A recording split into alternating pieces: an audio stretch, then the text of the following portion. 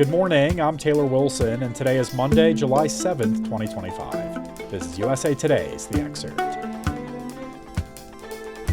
Today, what we know about ongoing search and rescue efforts after Texas flooding and the grim findings from a girls' summer camp after the tragedy. Plus concerns about planned NOAA cuts and the accuracy of hurricane forecasts. And let's talk about the upcoming 250th birthday of the United States. Authorities yesterday continued a desperate search to find those still missing after historic flash floods swept across central Texas late last week. State and local authorities said at least 81 people have died.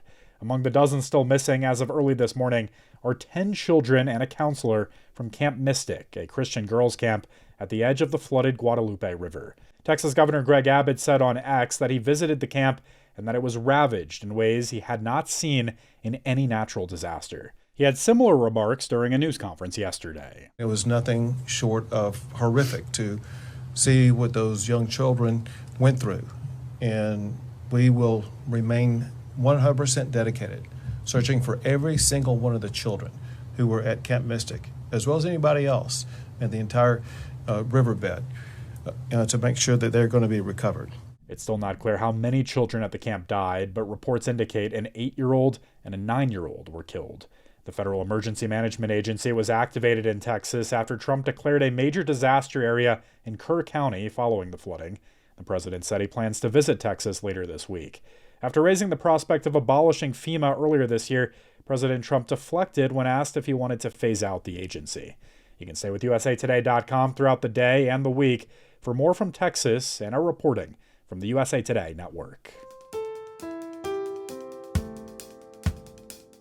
With hurricane season now upon us, there are concerns that planned cuts to the National Oceanic and Atmospheric Administration may impact the accuracy of hurricane forecasts. I discussed with USA Today national correspondent Dinah Voiles-Pulver. Hello again, Dinah. Hello. Thanks for hopping on. So, this new budget document from the National Oceanic and Atmospheric Administration gives us even more detail on reduction plans at NOAA that you and I have previously discussed. What have we learned specifically here in recent days? We learned a little more of the specifics behind what they plan to do when they eliminate the Office of Oceanic and Atmospheric Research. They have proposed moving a few of the little research programs from that office over into the National Weather Service. So that was one of the things that was new. What are the broader implications here, potentially, Dinah, as you continue to think about this and look through some of these cuts? NOAA supporters are very concerned about the loss of all the laboratories that are underneath OAR and what that could mean for science research overall in the United States. It includes places like the Pacific Marine Environmental Laboratory, where they are looking at tsunamis and they're looking at the Pacific Ocean. One of the labs that faces closure is the Atlantic Oceanographic and Meteorological Laboratory in Miami. And that laboratory includes the Hurricane Research Division that has been essentially a very close partner of the Hurricane Center for decades. Scientists who have worked there to improve the tools that are used to drop from the Hurricane Hunter aircraft that provide all these essential details about the temperature inside the storms, the moisture inside the storms, the winds inside the storms. So they consider HRD and the AOML critical to the work that is done at the Hurricane Center. And Donna, what really is the perspective at this point of the Trump administration and its supporters when it comes to NOAA and, I guess, cutting it down in this way? We have had difficulty getting anyone from the administration to comment specifically on the program, but they have stated in the budget documents that they are concerned about climate alarmism, and they feel like the data that NOAA is producing on climate change may be politicized and may be causing climate anxiety among some Americans and younger people. The Department of Defense last month announced it would no longer use crucial data from aging satellites as it pertains to, hurricane research. Dinah, what do we know about this? And I know you have another story coming out here. This particular batch of satellites was aging out. It was getting old. And that is part of the reason why I understand from people I've spoken to that they plan to phase out this data. The data is ending sooner than some of the users expected. The Arctic ice researchers were not aware that the data would be ending this soon. The National Hurricane Center was surprised by the moved up deadline for discontinuing this data. Now that the researchers know that this data stream is going to end, they are scrambling to find other sources for this data.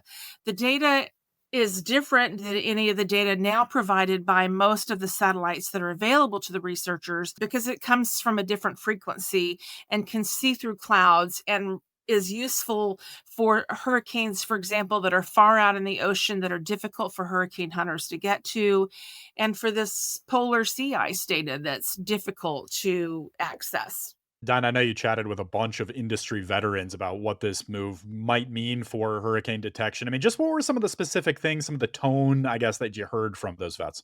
These hurricane researchers are growing increasingly concerned about a lack of accuracy in this year's hurricane forecast.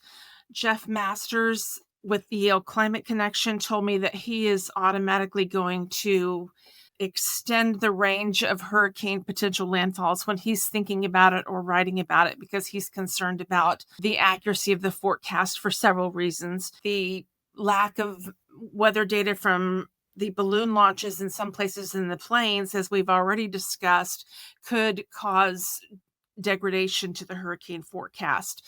The lack of these microwave images may cause a degradation to the forecast because one of the key issues at hand is this propensity for hurricanes to rapidly intensify. To be able to forecast in advance rapid intensification, scientists have to be able to see the rain inside of a hurricane and the internal structure inside a hurricane, inside the eye of the hurricane, because that structure can give them essential details that can help them decide whether that storm might be one of those that just suddenly ramps up 30, 40, 50 mile an hour winds within 24 hours.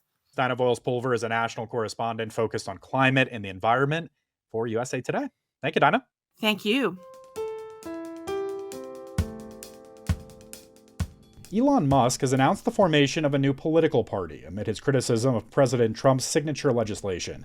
He said over the weekend on X that the America Party is formed to give you back your freedom. The move follows his falling out with former close ally Trump over spending levels in the president's mega bill and concerns about it increasing the federal debt. Musk strongly criticized the bill and attempted to rally opposition to it among Republicans in Congress.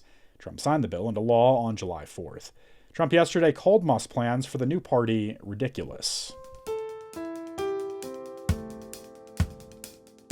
The U.S. next year will celebrate its 250th birthday. Plans are already in motion, but are Americans ready to celebrate? I discussed with USA Today national correspondent Trevor Hughes. Thanks as always for joining me, Trevor. Yeah, good to be here. So just on a basic level, what can we expect from celebrations next summer? Yes. When I say yes, I mean everything you could think of under the sun, right? This is the 250th anniversary of our country, and there are fireworks and parades and flag wavings and oral histories being taken and dance performances and music performances. There is everything you could do to celebrate our anniversary is happening over the next 12 months. All right, and how does President Trump really want to make this a focus of his presidency, especially next year? President Trump has really talked about his belief that too much of the way history is taught in American schools and American universities focuses on the bad things that this country has done when we have not lived up to our ideals. And he has really talked about this idea that talking about those divisive issues divides us, right? And so he has talked about the need for national unity, for greater sense of patriotism, and he really wants to see the country come together under his particular view of how things should be done or remembered. Well, you write about a commission that's involved here. They've been working on this for years. What is this commission and how are they approaching plans for the 250th? The commission has been working on this, and the co-chairs are the Obamas and the Bushes. This is the official commission of the United States government with representation from Congress, from the White House, and from the Supreme Court, actually. And the idea is that they are going to involve all Americans in these celebrations. There's talk of handing out a flag to every single person to wave simultaneously to set a world record, presumably. But it's also to encourage people to volunteer, to help out in their communities, to do the things that help make America the great country that it is.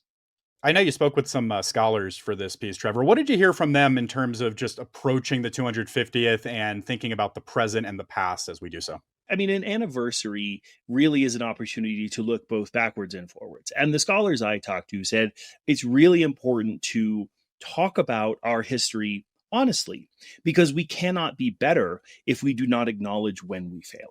And one of the folks I talked to, he had this really interesting quote that it was something along the lines of, what we think about history, what we remember about history, is also a reflection of the things we choose to forget about our history.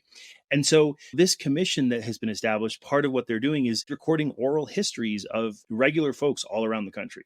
Powerful statement there. I'm curious, Trevor, whether Americans are still patriotic. What does polling tell us on this point? And I know there are some splits also in terms of, I guess, the political leanings, right?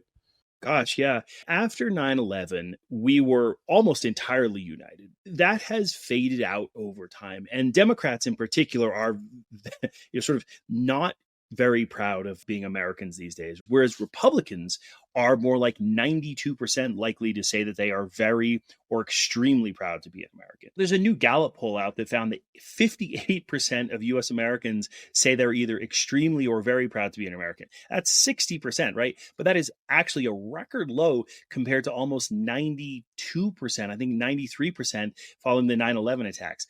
And then the other thing is that young Americans in general are also much less likely to be patriotic than older generations. 41% of Gen Z says they're extremely or very proud to be an American, but it's 75% for baby boomers. We are at a place in our country where, depending on who you talk to, there are dramatic differences in how you see the way the government is run, how the government works for you, and whether this country itself works for you, and whether you're proud to be someone who is from this country. And so there are a lot of experts, as we go toward this sort of anniversary next year, who are asking Americans to say, let's take a moment and think about what our history looks like. When have we fallen short of these ideals that we aspire to, that the founders set out for us? And how can we be better going forward? All right, we're a year out. Trevor Hughes is a national correspondent with USA Today. Thanks, Trevor. You bet. Mexico took down the United States last night in soccer through a come-from-behind 2-1 win in the Gold Cup final in front of a sellout Houston crowd. Mexico has won back-to-back Gold Cup titles, and both countries had previously alternated winning at the biannual Continental Tournament since 2011. Kind Time is back to brighten your first Monday of July with a story that's sure to make you smile. A minor league player gets pulled mid-game, but not for striking out. His manager has unexpected, life-changing news. Allison Moses takes you inside the moment a player's dreams came true. Cole Young was pulled off the field by his manager, John Russell, during a game. What John said next changed his life. I'm really proud of what you've done, how far you come. Just take that to Seattle tomorrow, okay? Little did Cole know he was being promoted to the major leagues to play for the Seattle Mariners, right in the middle of the game. Hey? Seattle. Wait. Tomorrow. So you're done. You're not playing anymore this game. You're going to go play for Seattle, all right? Congratulations. After leaving the dugout and past the congratulations of his now former teammates, Cole wanted to call the one person that had been there from the beginning. His mom. Mom, I just got called up.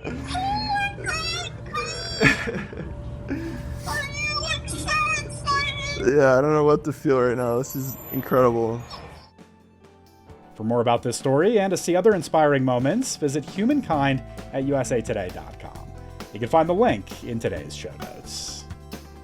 And thanks for listening to The Excerpt. You can get the podcast wherever you get your audio. And if you're on a smart speaker, just ask for The Excerpt. I'm Taylor Wilson, and I'll be back tomorrow with more of The Excerpt from USA Today.